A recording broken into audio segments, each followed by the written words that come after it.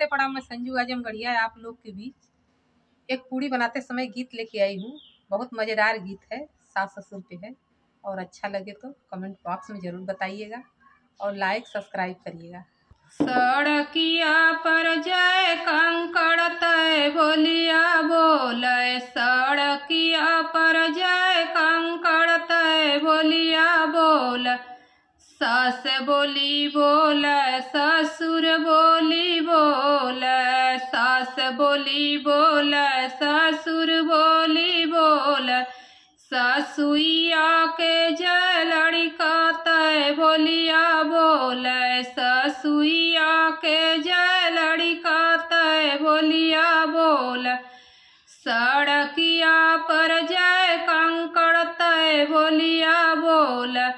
जेठ बोली बोल जेठानी बोली बोल, जेठ बोली बोल जेठान बोली बोल। जेठनिया के जय लड़का तय बोलिया बोल, जेठनिया के जय लड़का तय बोलिया बोल।